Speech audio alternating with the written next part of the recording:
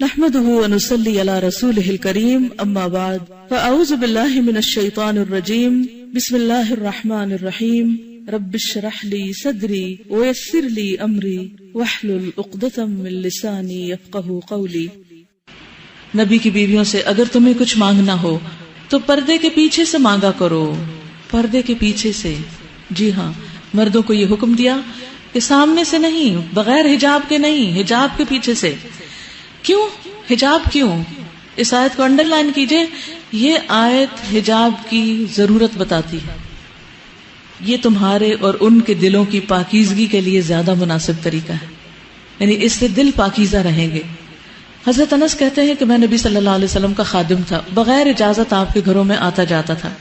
ایک دن میں آیا تو آپ نے فرمایا میرے پیارے بیٹے ٹھہر جاؤ، تمہارے بعد ایک نیا حکم آیا ہے، اب بغیر اجازت اندر نہ آؤ، یعنی ان کے اوپر بھی اجازت ہوگی۔ پھر اسی طرح اس چیز سے بھی روک دیا گیا کہ کوئی مرد کسی عورت کے ساتھ اکیلے بیٹھے کسی کمرے میں، خواہ کوئی بھی کام ہو۔ رسول اللہ صلی اللہ علیہ وسلم نے فرمایا عورتوں کے پاس جانے سے بچو۔ اس پر انصار کے ایک صحابی نے عرض کیا یا رسول اللہ، دیور کے متعلق آپ کی کیا رائے ہے؟ بردر ان لا جو ہے، آپ نے فرمایا دیور یا سسرالی رشتہ دار تو موت ہے، یعنی یہ نہیں کہ سب گھر والے چلے جائیں اور دیور بھابھی اکیلے گھر میں رہ جائیں، یہ پسندیدہ نہیں۔ رسول اللہ صلی اللہ علیہ وسلم نے ممبر پر کھڑے ہو کر علل اعلان سب کو فرمایا کوئی آدمی آج کے دن کے بعد کسی عورت کے پاس جس کا شوہر موجود نہ ہو نہ جائے، یعنی ہسبینڈ کی ایبسنس میں کوئی مرد کسی عورت کے پاس نہ جائے۔ ہاں اگر اس کے ساتھ ایک یا دو آدمی ہو تو پھر حرج نہیں، کیونکہ بعض اوقات کام ہوتا ہے، ضرورت ہوتی ہے، بعض اوقات میڈیکل ریزنز ہوتی ہیں، بعض اوقات کورٹ کے مسائل ہوتے ہیں، یا کوئی بزنس ہوتا ہے جس میں مشورہ مشاورت کی ضرورت ہوتی ہے۔ تو ایسی صورت میں کیا حکم ہے کہ اگر ضرورت پڑے مرد کی کسی عورت سے بات کرنے کی یا اس سے کوئی کام ہو تو دو تین مرد اور بھی ساتھ ہوں، اکیلی عورت نہ ہو۔ جیسے آج کل ہمارے دفتروں کا کلچر بن گیا ہے، ایک لڑکی ایک لڑکا بیٹھ کے کام کر رہے ہیں، ہنسی مذاق چل رہا ہے، گپ شپ ہو رہی ہے، اسلامی لحاظ سے بالکل ممنوع ہے۔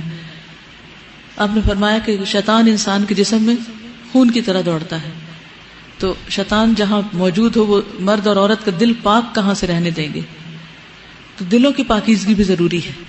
ذالکم اطہر لقلوبکم وقلوبہن، یعنی کوئی یہ نہیں کہہ سکتا کہ ہم کون سا کوئی برا کام کر رہے ہیں، کیونکہ انسان بظاہر اچھا کام کرتے ہوئے بھی اگر اپنے دل پہ پھر قابو نہ رکھ سکے اور انجام کار میں کہیں برا کر بیٹھے تو پہلے سے ہی حد بندی کر دی گئی، سد ذریعہ کر دیا گیا کہ جس ذریعے یا جس راستے یا جس دروازے یا جس ونڈو سے حرام تک انسان جاتا ہے وہ ونڈو بند کر دی جائے۔ آپ بچوں کے ساتھ ایسا نہیں کرتے کہ اگر آپ نے کوئی ایسی چیز رکھی ہو کہ جس میں آپ کو ڈر ہو کہ ہاتھ ڈالیں گے یا خلل اندازی کریں گے تو آپ کیا کرتے ہیں؟ دروازہ ہی بند کر دیتے، لاک کر دیتے، چیز کو اوپر رکھ دیتے جہاں ان کا ہاتھ ہی نہ پہنچے۔ تو یہی چیز یہاں کی گئی ہے کہ چیز کو دور کر دو تاکہ پریشانی نہ اٹھانی پڑے۔ اگر ازواج مطہرات کے دلوں کی پاکیزگی کے لیے زیادہ بہتر ہے تو پھر عام لوگوں کی دلوں کی پاکیزگی کا کیا حال ہوگا؟ کیا عام لوگ ان سے زیادہ پاکیزہ ہیں؟ تو پردے کا اصل مقصد کیا ہے؟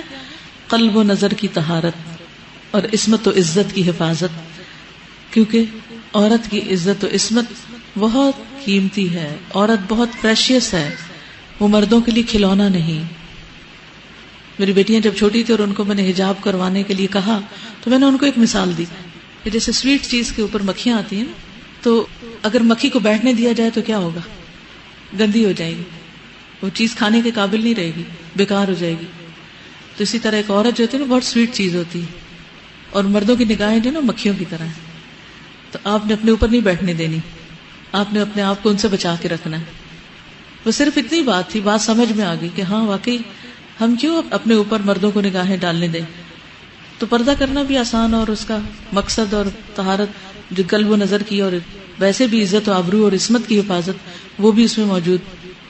تو کسی بھی طرح سے آپ اگر یہ سمجھیں کہ اللہ تعالیٰ ہمارے لیے ہماری ماں سے بڑھ کر ہم سے محبت کرنے والا ہے تو وہ احکامات ہمیں کیوں دے رہا ہے؟ وہ ہمیں پروٹیکٹ کرنا چاہتا ہے۔ حجاب عورت کی پروٹیکشن کے لیے ہے، عورت کی حفاظت کے لیے ہے، عورت کو بہترین مقام دینے کے لیے ہے۔ حجاب عورت کو مردوں کے ہاتھوں کھلونا بننے سے بچاتا ہے۔